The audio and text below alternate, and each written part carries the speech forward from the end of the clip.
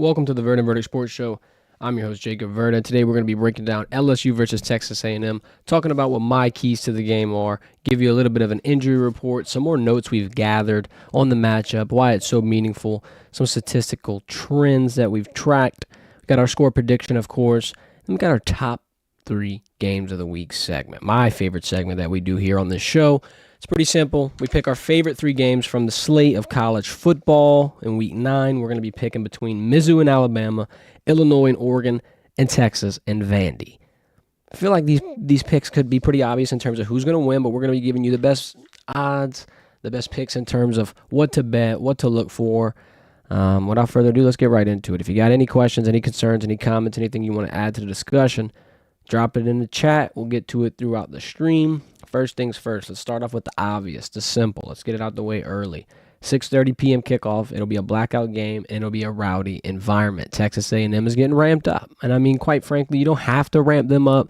They do have a pretty good stadium. I'll give them their benefit. I'll give them their flowers. I won't keep hating. I won't be stingy. But when you add these implications, when you add the fact that they're over exceeding expectations, now you get an interesting matchup. Now you really get the most, if you will, as a viewer from this game. ESPN Analytics is predicting A&M with a 53% chance to win. It's about a coin flip. That's nothing too crazy. I wouldn't, jump out my chair if you're an LSU fan and immediately get defensive. I think that's about right, especially with the last, I think it is 6 to 7 games being won by the home team. Here's where it kind of switches up, and here's where the trends kind of play into LSU's favor a little bit, at least in my opinion. And I mean, look, we can agree to disagree. That's the beautiful part about this. This is their first time as the top 15 since 1987, a lot longer than 2000. They haven't met in top 15 in the AP poll in the greater part of about 40-something years. They've only met ranked 3 times all in all in this entire series, and LSU's 3-0. So I'm not trying to say when implications are being, magnified and when the game is really, really, really meaningful that A&M has crumbled. But at least in recent memory, it's been the case. All in all, since A&M's been in the SEC, LSU's 9-3. Here's the biggest wrinkle in the narrative. Here's the biggest tidbit of information I can give to you to kind of talk about why this matchup might be one of the closest, one of the more meaningful, at least for these coaches. Mike Elko, Brian Kelly, very familiar with each other. Elko was Notre Dame's DC for about a year under Coach Kelly. And look, it's nothing crazy. We've seen coordinators coach against their former coaches all the time. It's a little bit more emotional, though. It means a little bit more to them. And I'm not trying to say it doesn't mean anything to Coach Kelly. Of course, both teams have a lot on the line here.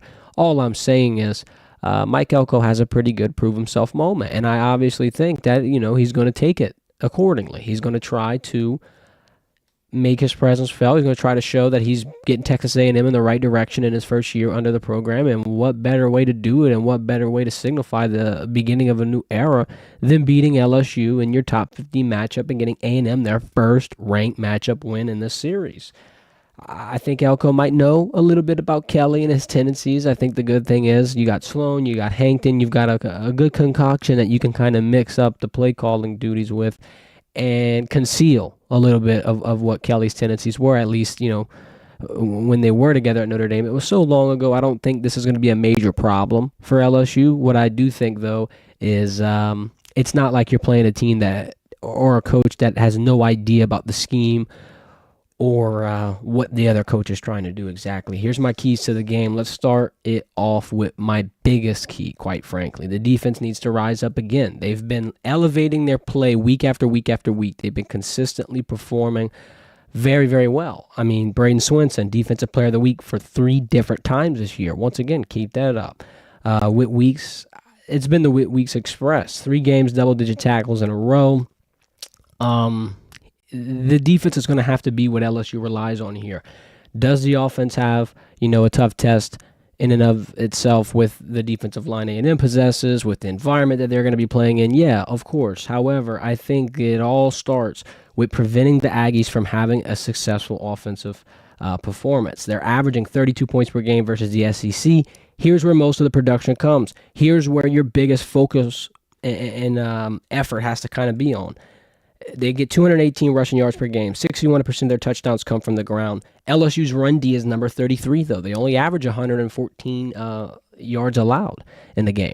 So you're having a pretty good run D, facing a pretty good run team. LSU's proven themselves to be able to stop it. They've kind of, at times had rough goes with it. South Carolina kind of took them for about 200 plus, but then fast forward to what happened last week, and you got a Arkansas team that pretty much gets, hogtied. No pun intended. I think the defense is in a situation where, one second half touchdown allowed versus SEC opponents. They've only allowed 35 combined second half points in their last 6 games, including overtime. It looks like it could be a pretty dominant defensive performance. Now, if they can keep leveling up, if they can bring it to this, or, if they can bring it to Texas A&M this Saturday and have a similar performance, now I think, you really have a discussion on your hands of how far LSU can go, how far this defense can push them. And quite frankly, let me move into my next key. A Nussmeier masterclass under center is the cherry on top. It seals it. If the defense gets the offense the ball and the defense gives the offense ample opportunity to score while still stopping A&M's offense, then this could be, quite frankly, the moment where Nussmeier's Heisman odds swing. We called it on Wednesday, and I know I sound insane. I know it sounds crazy, but all I'm saying is, listen to this. Nussmeier, 8 starts, 7-1. He's had 3 fourth-quarter comebacks already. He's averaging 317 yards per game passing, 2.5 touchdowns, right under that 3-touchdown-a-game mark. If he does this and they add a little bit of a run game like Caden Durham has been able to piece together, I think it's out of reach. I'm not sure if A&M's going to be able to keep, biting back, especially if the defense is fighting against A&M pretty hard, preventing them from scoring. Like I said, though, it's the classic LSU quarterback plot. You come in, you start for a little bit, and everyone is, they're kind of skeptical. A lot of the fans are they're not sold yet. They got a lot of questions. And I was a big Nussmeier advocate. Here we go. Through 9 weeks now, he's, top 5 in special statistics, whether it be completions, passing touchdowns. He's creeping into the top 10 in passing yards. Now he's in a spot where the fans are embracing him. Now he's in a spot where you win this game on Saturday. Not only does everyone love you in Baton Rouge and, quite frankly, in Louisiana, but I think the entire country can start jumping aboard the Nuss bus because he's going to start gaining notoriety. This is one of the biggest games. This is his biggest moment, and I think he can swing the nation, and I think he can take control of a lot of attention here if he has a master class. That's your second key. LSU is 23-2 when they score 30 points. Let me say that one more time. LSU this season, when they score 30 or more, undefeated, 5-0, 12 straight, 23-2. Pretty good statistic here from Michael Bonnet. Last key, don't get caught up in the moment. You got to keep your eye on the prize. Yeah, there's big implications. We just kind of talked about what LSU can, what the narrative will be, what the switch-up will be, what the general consensus will be around that team if they are able to get a win in College Station. Even if you win, though, it's not over. You still have to focus for Bama. Yeah, you get your open week. You get to kind of rest, recoup, review, see what kind of things you're going to have to fix. But the job's not finished, like the great Kobe Bryant would say. Simply put, job's not finished. You get the W here. Yeah, let's celebrate. Coach Kelly has the 24-hour rule. Let's take it into Baton Rouge and get right back to work, because now, I'm not going to say the tough part really starts, but you really got to wrap it up here. I think that's the toughest part of a championship-level season. I mean, the mid part for LSU has kind of been good. They've been able to swing together consecutive 5-6 game win streaks. They've been able to get big upset wins, especially in years past with Brian Kelly. What they need to do is finish strong and continue to, have these performances line up and inevitably put them in the playoff spot. For the injury report, I know everybody's wondering what's going on. Wide receiver rooms have been kind of banged up. Been a couple of names that you've seen on these injury reports a while. One of them, Chris Hilton Jr., apparently he's practicing full capacity for what that's worth. I'd imagine he did practice for the last few weeks. Kind of heard Coach Kelly talking about the bone bruise and just how it's a little tough for him to run and be that speedy vertical threat that they need him to be when he's not 100%. At times you've heard him say 70 to 80%. At times you've heard that he could be probable. I think Chris Hilton in this instance, I would list them as questionable myself personally, just because of how often this has happened. I wouldn't be surprised if they, at this point, would just wait for the final 4 games, throw them in there, give them a red shirt, save some eligibility. That's just my take. CJ Daniels, he's downgraded to questionable. That's another one of those injuries you're going to have to continue to monitor. He had that low MCL issue. They're trying to make sure that it doesn't turn into something way, way worse. Jordan Allen, he's dealing with turf toe. Coach Kelly said it's going to kind of be one of those just time-consuming injuries. You're just going to have to be patient and going to have to kind of just let it take its course. Tyree Adams out. He had surgery. He was your 6th offensive lineman. Coach Kelly announced that the backup tackle, if a tackle went out, it would be Bo Bordelon getting in. If a guard went out, it would be Paul Mubunga getting in. And probable in the injury report, more than likely going to play, but I did want to note they were probable. Greg Penn, Caden Durham, Miles Frazier. Caden Durham's obviously been dealing with that foot. Don't think it's going to be anything major. It'll be interesting to see, though, how LSU strings this together on the road. It could be a close game. I think A&M, look, they could provide a bit of pressure. They could provide a bit of, confusion, if you will, for the offense. At least in the beginning, I think what helps them out for LSU is they have a lot of options. They got a lot of places to look toward. I think A&M, they're not as diversified. They're going to have to kind of stick to a couple of things, and if LSU's able to answer them, I think it could be a pretty interesting game. Big-time game, big-time environment. My take, LSU wins 31-23. A little bit of a high-scoring game. I think LSU can take out of it with a touchdown. I would like to see, obviously, a lot bigger one, of course, naturally, but I'm prepared. I'm prepared to have a nail-biter. Real quick before we predict these top 3 games, want to shout out Happy Dad. You know where to get them. Rouse's, Walmart, Albertsons, low in sugar, gluten-free, no artificial flavors. Use code Verdin15 at checkout. We got you a link in the description. Brings you straight to the website. Go get your merch. Go get everything Happy Dad related. We got you 15% off code. Thanks for the team for joining, supporting, getting the guys to College Station this weekend. Top 3 games. Here we go.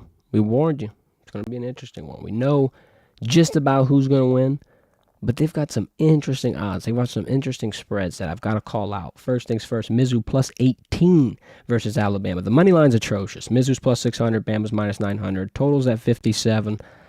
You'd think this would be a high-scoring game. They got 2 potent offenses. At the end of the day, you never know. Mizzou's got a top 10 defense. Bama's had a little bit of a whoa. Now, I'm not saying that Bama's going to lose. I think Bama wins. They're at home. Mizzou kind of got snuffed by A&M. And I lost a little bit of faith in Mizzou after I saw that. I thought Brady Cook and Luther Burden would be able to string together a lot of production this season. And I'm not saying they haven't. I'm just saying it's not what I expected. But I'm not going to lie. I'm leaning Mizzou plus 18, simply put, because I just don't know if Alabama can beat them by that much. I'm kind of undecided. I'm going to give you 2 options here. The safer one, I'm going to lean over 57 because the offenses could be very, very potent. Your more risky one, I'm going to lean Mizzou plus 18. We're going to kind of try to play the safe side here on that one. I don't know. I don't think Alabama can win by about 3 possessions. It seems pretty tough. Seems pretty rough. Moving on to Illinois and Oregon, 21.5 spread. Randy's got Cook out for the game. Yeah, Noel's out too. They're running back. I mean, yeah, and that's an interesting wrinkle. But like I said, it's an 18-point spread. I got two good leans. Plus 18 over 57.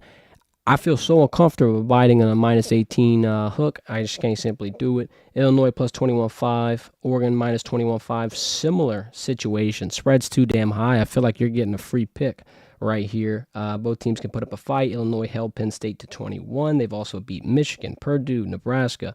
But Oregon's red hot. They got the offense. They got the defense. Their home stadium's jumping. And quite frankly, this is Oregon's moment to show they're the leader of the pack. We're the number 1 team. We're undefeated. You got to take us seriously. Once again, I'm going to lean toward the over 55 points. I don't think Oregon can win by 21, but just with the fact that they've got this much momentum behind them, I'm not going to bet against them. Then here we go, Texas and Vandy. This is where it gets interesting. This is where you have to take a side. Simply put, you have to take a side.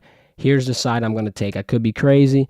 I faded Texas one time. I faded them in the Red River rivalry. I didn't think they were going to be able to put on a performance against Oklahoma. It is a sold-out ranked matchup. Vandy does have the crowd jumping. They do have a 3-game win streak, but I think Texas is out for blood. I think they're looking to make an example. I think Texas is by far the better team. I think Texas can confuse Vandy. I'm terrified to take a -18 spread. I hate it. I feel like taking Vandy plus 18 is good value.